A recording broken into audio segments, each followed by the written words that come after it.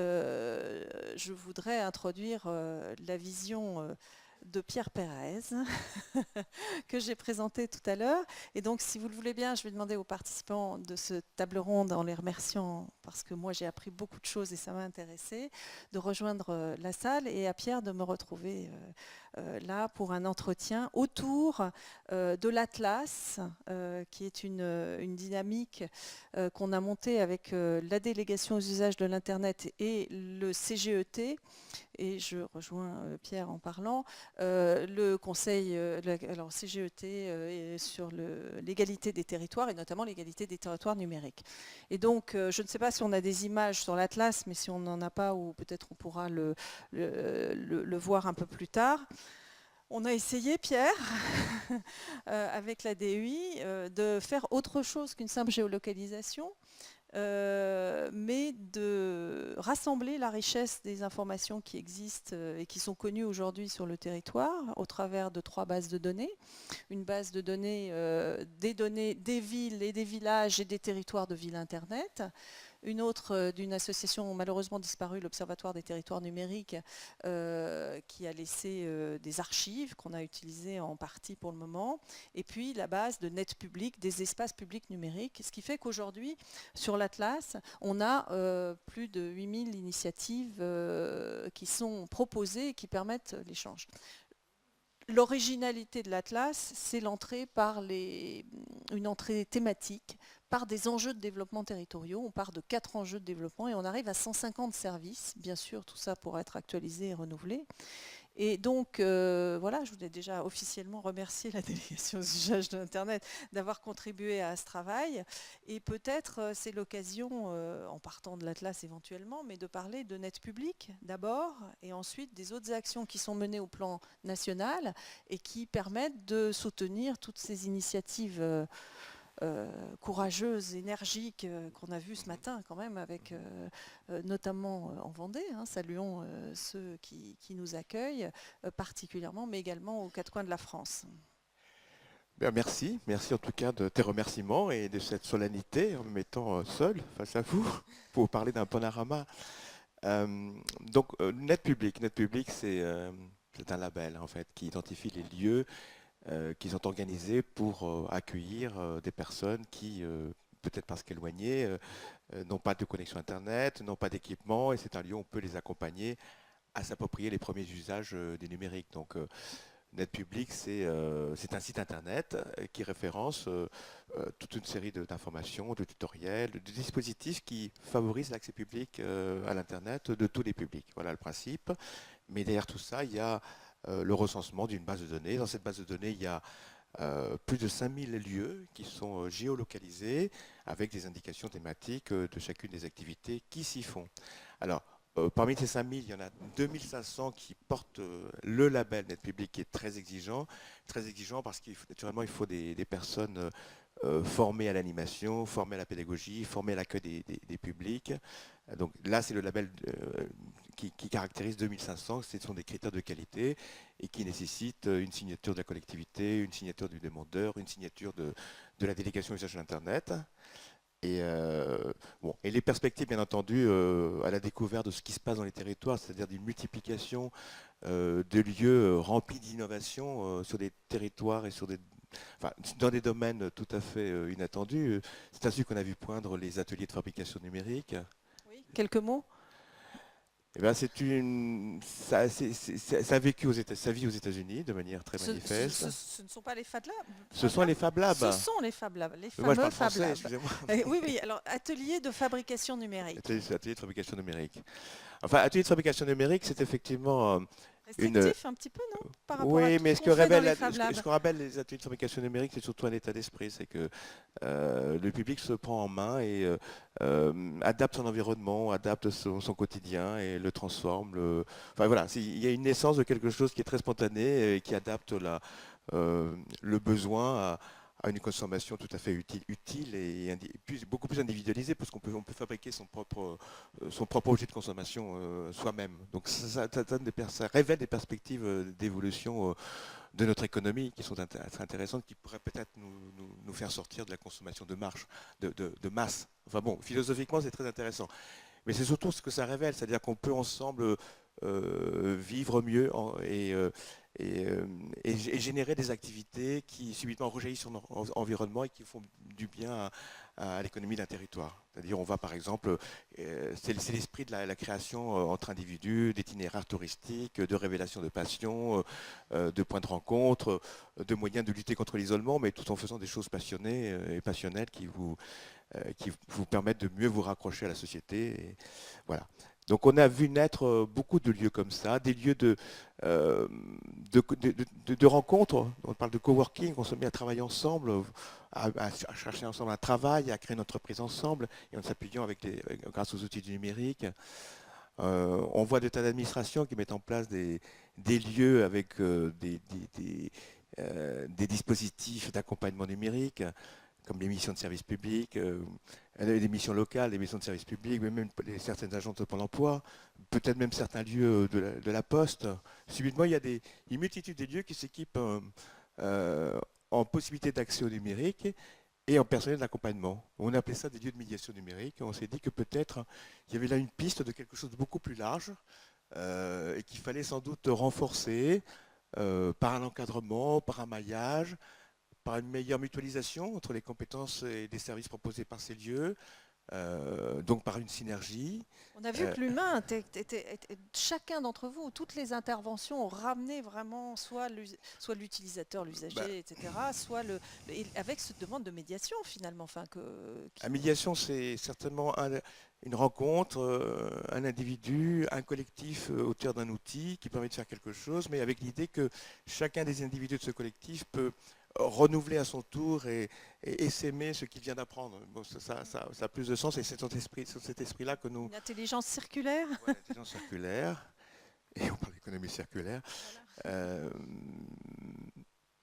Et donc, la proposition a été faite, à bon escient, de créer un nouveau label qui va au-delà des EPN, de celui dédié aux EPN. C'est donc une annonce, hein, je souligne. Enfin non, je me substituerai pas à Madame Axelle Lemaire qui l'a lancé le 9 juillet en fait. Hein. Entre le 9 juillet et le 9 octobre, actuellement, il y a une consultation publique pour échanger à la fois sur les critères génériques de ce label, les critères plus spécifiques qui sont des sous-ensembles des critères spécifiques et des outils éventuellement et des avantages et des mesures qu'on pourrait associer à ce label. Donc c'est un label pour les lieux? C'est un label pour les lieux. Mais pas uniquement. On verra. Probablement, pour le moment, c'est un label pour les lieux. On va beaucoup en discuter. Et tu fais partie des personnes qui discutent. Et non, mais c'est important. Et la consultation est ouverte justement sur cet enjeu-là. Quels sont les critères, c'est bien ça, de la labellisation de certains lieux qui produisent de l'accompagnement et de la médiation numérique, hein. Je me permets de répéter parce que nous, on est habitués à en parler, mais le concept est original et innovant. C'est peut-être une façon pour l'État d'accompagner la mutualisation. Et ça introduit une idée qui avait été d'ailleurs exprimée par Axelle Lemaire il y a peu de temps. Elle disait « Je réfléchis à l'idée d'un service public universel du numérique ». Service public universel du numérique, mais ça faisait suite à des travaux qui ont été faits dans le cadre qui sont en train de se faire en ce moment. Hein. C'est un rapport demandé à un rapport parlementaire sur l'évolution du service universel des télécommunications électroniques, qui prennent en charge en particulier la publiphonie, les cabines téléphoniques. N'y aurait-il pas une évolution de ces dépenses prises en charge par les opérateurs, une évolution des cabines téléphoniques, par exemple, hein, vers le numérique. Vers des services concrets. Voilà, vers des services qui tiennent compte de l'évolution de notre monde, hein, sachant qu'aujourd'hui les cabines téléphoniques sont très très très peu utilisées, bien qu'indispensables dans certains lieux, mais massivement... on pourrait imaginer une évolution de ces contraintes européennes qui imposent aux opérateurs de financer le maintien de cabines téléphoniques qui servent beaucoup à abriter les SDF en ce moment, visiblement. Par exemple. En tout cas, mais pas uniquement, mais il ne faut pas être radical. Je veux dire, il y a certainement des analyses de lieux. Mais en tout cas, il y a une réflexion qui évolue vers quelque chose qui sera assez nouveau. C'est un objectif, hein, on ne faut pas le dire. Ce que serait peut-être un service public de la médiation numérique. Et dans ce contexte de ce service public de la médiation numérique, je ne veux pas révéler des annonces potentielles, hein. Je dis simplement voilà des réflexions qui sont en place en ce moment. Ça va de pair avec cette cartographie, cette géolocalisation des lieux.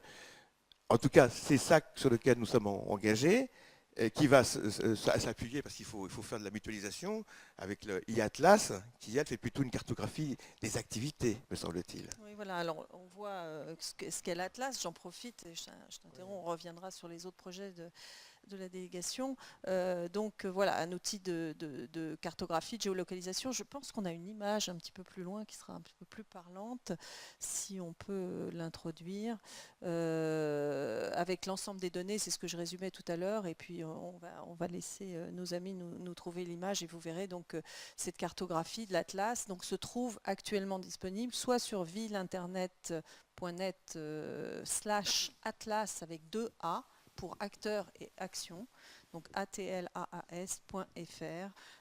c'est l'adresse directe, sinon via le site de Ville Internet. Donc vous pourrez trouver ces initiatives et surtout, voilà, comme on le voit là, déposer les vôtres, que vous participiez au label ou non. Si vous participez au label Ville Internet, les initiatives que vous avez déposées à titre de preuve, j'ai envie de dire, des déclarations que vous faites sur les services que vous mettez à disposition des habitants, eh bien, ces initiatives seront, courant novembre, réintroduites dans cet atlas également, qui est donc construit pour servir non pas les usagers, mais bien les acteurs. Donc vous, c'est un outil qui vous est destiné, élus, agents, animateurs, médiateurs, pour témoigner de ce que vous faites et échanger, puisque la deuxième partie du travail de l'Atlas qu'on va entamer cette année, c'est justement un dispositif de mise en réseau de l'ensemble de ces acteurs au niveau national, puisqu'on considère que le travail qu'on fait, notamment dans la rencontre, et qu'on a fait ce matin, doit pouvoir se faire en ligne aussi, parce qu'on ne peut pas toujours bénéficier de la présence de personnes de Nîmes, de Parthenay, de Paris, de Vendée, de la Motte-à-Char, et j'en oublie, de la Meuse, et de toutes ces régions qui pourtant ont besoin de se parler, parce qu'il faut bien uniformiser et généraliser un peu les services. Alors c'est ça aussi l'enjeu pour la délégation aux usages de l'Internet, c'est comment sur de bonnes initiatives, plus ou moins locales, comment on arrive à généraliser. Or, un label de ce type-là est bien d'un outil de généralisation, donc d'une forme de mutualisation, en quelque sorte. On parle beaucoup de labels, mais que voulez-vous, dès qu'on donne une nomination à quelque chose, on parle d'un label, quoi. C'est-à-dire, un label, c'est un emblème fédérateur. C'est un moyen d'attirer le plus de monde vers une action donnée. En fait, sur des sujets, surtout. voilà, en fait, sur des sujets aussi essentiels, je dirais même vitaux, hein, le numérique aujourd'hui est partout. On peut pas vivre à côté du numérique parce qu'il nous sert dans toutes les sphères de notre activité. Donc, il faut que toute l'énergie soit mise à développer le numérique au bénéfice de tous. Et il faut donc que tous s'y mettent, hein. C'est-à-dire que ce soit le public, le privé et les populations. Donc il faut y aller, parce que parfois l'État n'y suffit pas. Bon, là, on fait ce qu'on peut, et aujourd'hui en particulier, puisque les budgets sont assez, y compris ceux des collectivités. Donc il s'agit vraiment d'agir ensemble. Et donc ce dispositif de maillage territorial de lieux de médiation numérique, qui est un des leviers essentiels de l'appropriation du numérique, hein, par tous, eh bien, ce dispositif vise justement à généraliser et à créer cette mobilisation, hein, de tous, en valorisant ces activités et en y associant des outils. Donc, un des outils, évidemment, c'est un fonds financier réunissant du privé, du public, de la population. C'est le fonds qui existe déjà, mais qui va être adapté, sur lequel on travaille. C'est le fonds qui s'appelle Solidarité numérique. Je ne sais pas si tu as eu l'occasion d'en parler, mais c'est un dispositif on n'en a pas parlé encore. Initialement, c'est un dispositif qui, grâce au numérique, permet l'intégration professionnelle et sociétale des personnes en situation de handicap. Et puis après, c'est facile dans ces cas-là, parce que les entreprises dès lors qu'elles ont des obligations dans le cadre de leur convention handicap, que si elles ne recrutent pas, elles doivent payer une taxe, eh bien, elles préfèrent investir dans des actions qui favorisent l'intégration professionnelle des personnes en situation de handicap.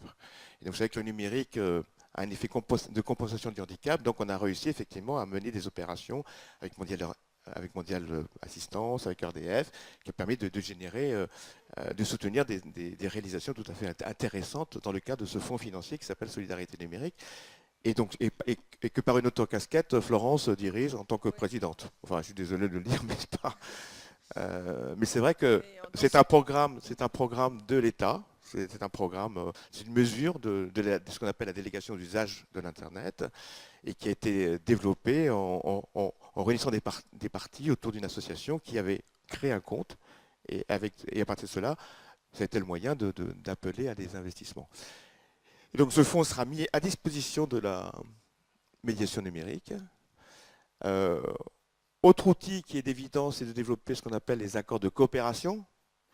Les accords de coopération, c'est avec le privé, réussir à s'engager avec des objectifs d'intérêt généraux pour servir la médiation numérique. Je prenais l'exemple de la discussion que nous avons eue ce matin dans le train avec M. Probst d'Axéo, dont j'ai fait la connaissance. C'est clair que dans la mesure où son dispositif qui permet une meilleure communication pour les personnes non entendantes, on pourrait imaginer que dans tous les lieux de médiation numérique, il y ait ce dispositif. Et donc par conséquent, qu'est-ce que c'est qu'un accord de coopération? Compte tenu d'un maillage territorialisé, d'un nombre de lieux identifiés, il y a une adéquation économique utile qui lui permet de rabaisser ses tarifs et de faire en sorte de faire une offre à 50 ou 60% moins cher que ce qu'ACO fait par ailleurs. Typiquement, voilà quelque chose de concret qui peut se matérialiser par un accord transparent, non exclusif. De la même façon, on peut décliner une coopération avec, y compris Axéo, sur le reconditionnement d'ordinateurs. Ces ordinateurs, une fois en perte de vitesse, ils peuvent être donnés à reconditionner par des personnes en situation de handicap pour aider les personnes éloignées, etc. Donc, vous voyez, il y a des opérations vertueuses qu'il faut faire avec le privé pour réussir à aller de manière urgente à cette nécessaire appropriation de tous du numérique. Je reprendrai sur d'être... Est-ce que vous avez des questions? Parce que j'ai conscience, pour moi, la première, que cet exercice qui n'est pas intellectuel, qui est vraiment extrêmement pragmatique, que vous tentez de faire à la délégation aux usages de l'Internet, et je le souligne sous plusieurs gouvernements, parce que tu as travaillé de longue date sur tous ces projets, aujourd'hui portés par l'actuel gouvernement, mais c'était le cas dans d'autres temps et sous d'autres sphères politiques. Je le souligne parce que il y a un attachement nous concernant aux transpolitiques. On a chacun nos idées, nos points de vue, nos cartes éventuellement dans nos poches. Ce n'est pas le cas pour moi, mais bon. Et on est malgré tout sur un sujet qui révèle quelque chose que moi j'intitulerais plutôt transpolitique. Bon, donc ceci étant posé, on est bien dans une dynamique d'essentialité, de quelque chose de fondamental. Et je trouve que l'intérêt du travail que mène la délégation aux usages de l'Internet depuis donc combien de temps? 11 ans. 11 ans. Est toujours dans cette logique de trouver une espèce d'économie du système de manière à ce qu'il y ait une articulation entre les différents projets et qui soit extrêmement productive et pragmatique. Hein. Ça a été le cas avec des opérations comme Microportable étudiant, comme Internet sans crainte, avec des films diffusés dans les écoles. Internet accompagné. Internet accompagné. Alors, Ordi 2.0 sur la récupération des ordinateurs, un réseau national. Voilà. Donc je rappelle ça parce que c'est cette volonté-là. Donc j'ai conscience, je reviens à ça, que peut-être il y a une certaine complexité dans... voilà, on devrait faire des dessins, hein, Pierre, pour expliquer tout ça. On devrait vraiment avoir les designers de services pour nous aider. Donc est-ce que je me trompe après tout? Est-ce que tout ça est très clair? Ou est-ce que vous voudriez poser quelques questions? Ou voir comment, c'est une autre forme d'interrogation, comment... vous pourriez vous inscrire dans ce type de démarche?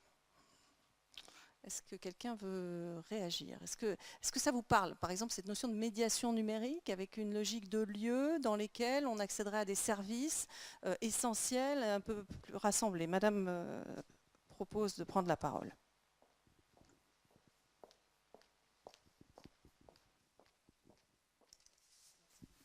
Merci. Bonjour, Nathalie Gosselin, je suis adjointe à l'économie numérique de la ville de La Roche-sur-Yon. Moi, j'ai une question. Alors, donc à La Roche-sur-Yon, on est en train de mettre en place la GRC, on est en train de mettre en place un pôle numérique, des espaces de coworking, donc pour les professionnels, aussi un Fab Lab donc, qui est en cours. des cours de programmation pour les enfants. Donc bon, tout ça se met en place. Maintenant, moi j'ai une question. Donc je suis aussi, en plus d'être adjointe à l'économie numérique, je suis aussi déléguée de quartier prioritaire. Là, très bientôt, au mois d'octobre, je vais participer aux Assises nationales de la médiation du numérique qui va avoir lieu à Bordeaux. Parce que j'ai beaucoup d'interrogations par rapport à un certain public. Aujourd'hui, quand je vais dans mes quartiers ou dans les maisons de quartier, beaucoup de gens me disent le numérique, c'est pas pour moi. C'est pas accessible, ça me parle pas ou ça ne vient pas jusqu'à moi. Donc c'est une population qui est en situation de handicap parce que pas accès au numérique, pas accès à l'informatique. Les démarches en ligne pour eux c'est complètement abstrait, ce sont des gens qui sont très isolés. Donc là aujourd'hui, dans la politique qu'on est en train de mettre aujourd'hui en place au niveau de la ville, je me dis est-ce que je réponds bien à des vrais besoins? La difficulté est de ne pas se faire que plaisir. Parce qu'effectivement, nous, on voit des besoins peut-être là où il n'y en a pas. Alors, le souci, voilà, aujourd'hui, c'est d'oublier personne. Et alors, on a des espaces numériques aujourd'hui. Par exemple, dans une cité un peu en difficulté, on a un ERN, un espace régional numérique qui est en place, mais finalement, qui est un peu une coquille vide, parce que très peu de passages, les gens ne se sentent pas concernés. Donc effectivement, des médiateurs en place dans certains quartiers seraient certainement très utiles pour porter un peu la bonne parole, si j'ai envie de dire. Mais donc voilà, le truc c'est vraiment comment n'oublier personne et comment faire venir ces gens-là, comment les intéresser et puis les sensibiliser avec de vrais outils peut-être ou des médiateurs sur le terrain. Ce sont des questions qui sont abordées dans cette consultation. Ne faut-il pas faire que les médiateurs, que les EPN aillent vers les publics? Donc on a imaginé des dispositifs mobiles d'espace public numérique mobile. Il faut aussi mettre un dispositif qui permette de générer des médiateurs, qui permette de les former. Donc nous, on a beaucoup travaillé sur les emplois d'avenir, et c'est pas terminé, hein. L'idée, c'est d'accueillir dans des activités en lien avec la médiation numérique des jeunes décrocheurs qui vont permettre d'être à la fois tutoriés par l'animateur et d'accompagnés par une entreprise qui à terme pour éventuellement l'embaucher dans un contexte de transition numérique de l'entreprise elle-même. Donc c'est un effet gagnant-gagnant. Mais tout dépend évidemment de ce qu'on y fait et de cette nécessité aussi de savoir ce qui se fait ailleurs. Parmi les outils à associer au label, c'est un portail qui permettra de découvrir les bonnes pratiques et qu'il y ait de l'engouement et de la passion qui circulent à travers une mise en synergie beaucoup plus serrée avec des indications par public et par intérêt de public. Voilà. C'est une lutte qui me concerne, évidemment. Parfois, pour accrocher les personnes éloignées, c'est l'éducation des enfants, ou en tout cas la protection des enfants, ou cette nécessaire protection des enfants lorsqu'ils utilisent l'Internet, ou en tout cas cette approche d'utilisation responsable. Voilà. Et puis il faut essayer de développer, et ça la délégation y est tout à fait engagée, des expérimentations locales, reproductibles ensuite, et donc l'accord de coopération s'y prête bien. Je vous donne un exemple, mais qui éloigne un peu de votre question, mais nous avons signé avec l'association ANAE, l'association des maires ruraux de France, une expérimentation qui va se dérouler dans 20 communes de formation de jeunes d'écoles primaires pendant les aménagements des heures scolaires. Ce sont des classes pendant du temps aménagé scolaire à l'appropriation du numérique. Donc on a signé l'accord à une manifestation qui s'est déroulée le mois dernier à Ruralytique, et on va travailler sur une organisation à l'échelle nationale d'un dispositif de formation au numérique des jeunes. Il ne s'agit pas d'apprendre à coder, mais il s'agit d'utiliser le numérique pour vivre en société. Typiquement, voilà une occupation utile. En réalité, il faut avoir des projets. Donc l'idée, c'est de susciter des projets. L'équipement Ordi 2.0 est facile finalement à obtenir. C'est-à-dire qu'un ordinateur, on peut l'acquérir soit gratuitement lorsqu'on est très très misérable, soit à 50 € lorsqu'on l'est moins, etc., etc. Il y a tout un dispositif, mais il n'est pas souhaitable de distribuer des ordinateurs. Il faut que ces ordinateurs soient associés à des projets. Donc il y a tout un travail d'accompagnement et de valorisation des projets. Et évidemment, qu'il y ait une plateforme qui incite à les développer serait la bonne idée. Voilà. Alors, je me permets de demander le point de vue d'Olivier Bailly, de Partenay, de Julien Didric, que j'ai perdu de vue. Voilà, il est tout près. Voilà, sur cette question des publics éloignés. Il y a, notamment avec l'évaluation des rythmes scolaires, je rejoins beaucoup ce qui est dit. Il y a un endroit, en plus, qui est particulièrement républicain, qui est particulièrement adapté peut-être à la rencontre de ces populations avec le numérique, c'est l'école. Et l'école, aujourd'hui, doit s'ouvrir, à mon avis, à un moment dans la semaine, un moment à accueillir des publics en rupture numérique, alors que ce soit pour des raisons financières, des raisons culturelles, générationnelles, peu importe, mais c'est l'endroit d'accueil historique, hein, de partage, de valeurs, de savoir vivre ensemble en société en tant que citoyen. Et là, je suis d'accord pour le sortir, là, c'est fondamental. Et donc, de plus en plus, nous on y réfléchit beaucoup, on a fait des choix d'architecture, donc là je parle de technique cette fois, des choix d'architecture, on déploie dans les écoles des clients légers pour que justement d'autres populations que les enfants dans le cadre scolaire puissent utiliser les salles de classe équipées en numérique sans qu'on dépense non plus, parce qu'il y a aussi une histoire de coût, sans qu'on dépense beaucoup d'argent à remettre à niveau les matériels informatiques pour que le lendemain, en situation de cours, on puisse continuer à travailler. Alors, petite définition du client léger, c'est un ordinateur sans disque dur, avec peu de mémoire, sans carte graphique quasiment, enfin un tout petit matériel qui consomme quelques watts par heure et dont le fonctionnement, il fonctionne quand même très bien parce que c'est pas lui qui bosse, c'est un serveur virtualisé raccordé à un équipement. Alors, pour que ça fonctionne, là aussi, il faut du débit, il faut peu de latence, et donc on a raccordé nos écoles en fibre, par exemple, pour pouvoir déployer cette architecture. Et donc c'est un ordinateur dans lequel il n'y a rien. C'est le principe de la 2 chevaux. Les 2 chevaux, ça ne tombe pas en panne parce qu'il n'y a rien dans une 2 chevaux.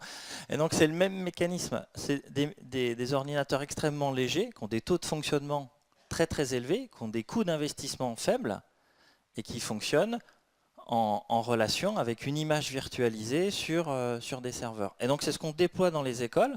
Donc ça ne sert à rien de... On ne peut pas entre guillemets les déprogrammer, c'est très très compliqué. Et donc ça permet d'être utilisé sans les dégrader le fonctionnement. Et donc on imagine à terme pouvoir ouvrir ces salles de classe. Alors c'est compliqué avec les enseignants parce qu'on s'approprie son lieu de travail, on s'approprie cette salle de classe, donc il faut être dans l'échange, dans la discussion. Mais pour autant, ce sont des populations qui sont sensibles aux problèmes de rupture, qu'elles soient numériques ou autres, donc qui acceptent généralement de partager ce lieu républicain pour travailler sur une appropriation et pour travailler à la fracture numérique. Oui, j'attire votre attention sur l'opération du Conseil général du Val-de-Marne qui a décidé de donner des ordinateurs portables, mais dans une démarche ordivale. Mais le plus intéressant de la démarche, de mon point de vue, c'est l'ouverture d'espaces parents dans les collèges. Et ils ont un fort taux de population d'origine immigrée, de diaspora, qui ont des difficultés notamment avec le français. Et ces personnes viennent au collège vers les outils numériques avec des animateurs. Et je trouve que cette expérience, je la porte ici et à ceux qui nous écoutent, parce que je pense que c'est quelque chose qu'il faut observer, cette ouverture de ce temps que tu proposes dans les écoles et qui est réalisé dans les collèges du Val-de-Marne, en tout cas, peut-être ailleurs d'ailleurs. Les publics éloignés, toujours pas Partenay ? Sur les publics éloignés, donc je ne reviendrai pas sur les écoles, nous elles sont toutes équipées. Donc en fonction des projets d'établissement, soit c'est plusieurs PC par classe ou un seul PC avec vidéoprojecteur. Donc ça dépend des projets pédagogiques de chaque établissement scolaire. Et après, depuis 1997, il y a eu la politique développement d'espaces publics numériques. Donc notamment le plus important, l'espace Armand Jubien, qui est aujourd'hui doté d'un Fab Lab, et après d'autres qui sont intégrés au sein de structures telles qu'au sein d'une médiathèque, donc avec une consultation Internet, au sein de la ludothèque, donc plutôt après des espaces dédiés aux jeux en réseau, toujours après au plus proche d'aller dans des lieux déjà connus du public et de proposer l'outil numérique en plus. Et donc là, après, c'est les personnels de chaque équipement qui ont été formés et qui accompagnent les publics vers ces outils numériques. Parce qu'après, le public éloigné, ça peut être aussi des seniors qui vont peut-être dans les médiathèques chercher des bouquins, mais qui n'ont pas envie de toucher aussi l'outil informatique. Donc là, ça peut être les bibliothécaires qui vont amener le senior, notamment, vers l'outil informatique pour découvrir aussi l'usage ou qu'est-ce qu'on peut faire de l'outil informatique. Et puis après, d'autres publics éloignés, notamment dans des situations socio-économiques difficiles, on a une cyberbase emploi intégrée à la maison de l'emploi, ou donc là, notamment pour des demandeurs d'emploi, on a des ateliers spécifiques qui sont montés donc avec des animateurs sur comment rechercher un emploi sur Internet, comment faire son CV, des choses comme ça. Plus après, d'autres démarches, notamment l'espace public Armand Jubien, qui ouvre son espace avec des associations, donc notamment sur des chantiers d'insertion, où on emmène aussi donc, ces publics en difficulté, où dans leur cursus, il y a des ateliers proposés pour découvrir le monde du numérique. Donc après, c'est vrai qu'actuellement même, on ne touche pas forcément tout le monde, mais en tout cas, on essaye de s'appuyer sur des réseaux d'acteurs aussi sur le territoire, qui accompagnent aussi des personnes en difficulté vers ce monde du numérique, pour essayer en tout cas de limiter cette fracture que l'on peut constater. Je me tourne vers Christophe, s'il a des informations sur les APC, les agences postales communales, qui, donc, je crois, ont des tablettes et proposent éventuellement un accompagnement autour de ces tablettes. C'est ça, c'est-à-dire que la transformation des points d'accueil de la Poste, les bureaux de poste en agences postales communales, est accompagnée aussi avec des outils numériques. C'est du personnel communal en fait qui rend le service postal. Et progressivement, la Poste va équiper ces agences postales communales de tablettes numériques qui permettront aussi à la population, qui sera accompagnée par le personnel communal qui sera formé pour ça, qui permettront à la population d'accéder sur la tablette à différents services en ligne, par exemple les services de la CAF, d'autres services publics, y compris les services postaux, mais pourquoi pas aussi le site web de la collectivité ou de la communauté de communes qui proposerait tel ou tel service en ligne. Et ces tablettes seront liées en Bluetooth avec des imprimantes qui seront à proximité, qui permettra aussi aux citoyens de repartir, qui avec un formulaire dont ils souhaitent partager l'information ou conserver le papier, etc. Mais c'est une démarche qui est à l'œuvre et plusieurs milliers de tablettes donc pour ces milliers d'agences postales communales qui vont se déployer d'ici à la fin 2015. Très bien, on observera avec attention et je pense que, enfin je me permets, allez, moi je suis extérieure, l'association tiers, d'inviter les collectivités à solliciter la Poste pour accompagner ces démarches, parce que c'est toujours très compliqué pour les acteurs, et j'en parle librement, c'est un partenaire récent pour Ville Internet, mais je les vois travailler, et c'est toujours compliqué pour les acteurs qui sont capables de mettre en œuvre, et c'est vrai pour l'État aussi, des dynamiques de généralisation, qui ont une intention et une structure sincère et utile, et parfois qui manquent de remonter d'informations, de connaissances, des terrains, etc. Je pense que c'est l'objet du rapprochement entre la Poste et Ville Internet pour mieux connaître ce que vous faites, mais l'association n'est qu'un médiateur parmi d'autres et je crois que la relation directe avec vos correspondants régionaux est utile pour ces correspondants régionaux, donc n'hésitez pas à être demandeur ou en force de proposition, y compris vers la délégation des usages de l'Internet, puisque donc je rappelle que la consultation est en ligne actuellement sur ce projet de label. Et je pense qu'on peut appeler un petit peu aux contributions aussi à cette occasion. Alors, simplement pour vous préciser, le site c'est consultation-médiationnumérique.fr. Donc la consultation est en cours, hein. Je souhaite vivement que vous y alliez. La restitution, enfin, la fin sera de cette consultation, c'est le 9 octobre, et la restitution se fera le 17 octobre au deuxième assise de la médiation numérique à Bordeaux, dont on parlait tout à l'heure. Vous avez une référente qui sera de La Roche-sur-Yon, elle l'a exprimé tout à l'heure. Voilà, ce sera aussi, donc cette restitution sera faite à ce moment-là. ainsi que la remise du rapport des parlementaires Camani et Verdier sur le service universel des télécommunications électroniques. Et certainement la signature d'accords de coopération, en tout cas parmi ceux qui sont le plus avancés. Enfin, il y en a un qui est déjà rédigé, c'est avec ERDF, qui ouvre des lieux de médiation numérique ou des activités de médiation numérique. Pour le numérique est utile pour mieux contrôler sa consommation d'électricité. Donc il y a une certaine cohérence derrière tout cela. Il y aura un accord aussi avec l'association des paralysés de France. Vous voyez, c'est des grandes structures à réseau. L'association de paralysés de France, c'est 15 000 salariés. Enfin, c'est très important, avec des ouvertures de lieux de formation des publics, et en particulier des publics en situation de handicap, bien entendu. Et il y a toute une déclinaison d'autres. Il y aura un accord avec la Poste, ça je le sais. Mais je ne vous dirai pas quoi. Bien, et ainsi qu'avavec Canopé. Ah oui, Canopé, donc le nouveau réseau, la nouvelle dénomination du... Donc ce sera un moment important. Voilà. Ce sera un moment qui sera des espaces pédagogiques à la fête de la médiation numérique. Et si on pouvait annoncer un objectif de service public de la médiation numérique, quel enchantement. Mais voilà. Ça coûte trop cher. Mais bon. Donc on reste tous ensemble. Je voudrais vous inviter pendant la pause déjeuner à échanger au maximum entre vous, parce qu'on a constaté dans ces rencontres régionales que vous ne vous connaissez pas toujours complètement, en tout cas, dans l'ensemble de vos activités autour de ce sujet, de préférence, mais pourquoi pas autour d'autres, de venir échanger avec vos invités, nous-mêmes et les personnes qui viennent d'autres collectivités. Également, si vous avez envie d'apporter un petit témoignage sur ce qui s'est passé ce matin, n'hésitez pas à le faire via Twitter. Alors, j'essaye de vous rappeler... Moi, j'ai un handicap lourd avec une vue inadaptée, des lunettes inadaptées. Donc, le Twitter, c'est VIPDA, hashtag VI pour Ville Internet, PDA. Donc, si vous êtes familier de Twitter, merci de faire un petit tweet pour que nos amis qui sont en ligne soient encouragés ou réactivés sur leur attention.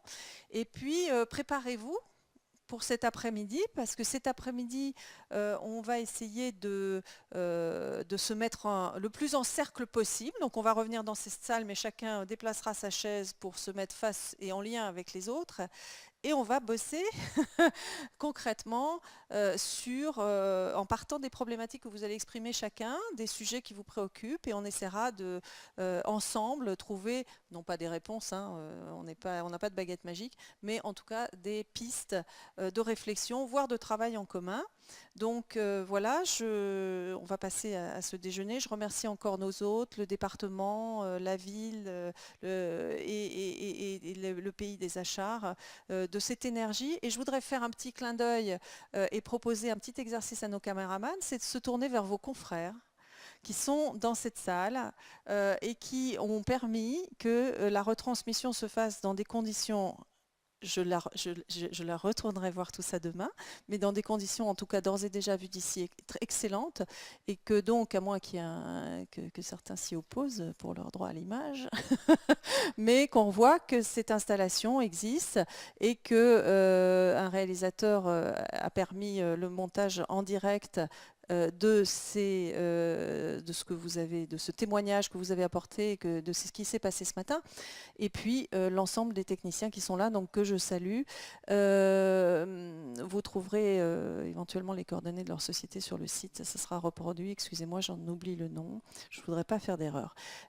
Et voilà, en tout cas je les salue, je les remercie, et c'est donc du numérique qu'on a vécu aujourd'hui, ce matin aussi. On a fabriqué des contenus qui seront accessibles sur l'ensemble des sites des partenaires qui ont retransmis la journée, et pourquoi pas, il y aura un hashtag, il y aura un lien que vous pourrez reprendre pour le mettre dans vos propres sites, y compris partiellement avec vos interventions, c'est tout à fait normal, pour communiquer autour de vos initiatives et de votre vision des enjeux du numérique. Donc on se retrouve, je pense, vers 14h dans cette même salle avec plein d'idées à partager. À tout de suite.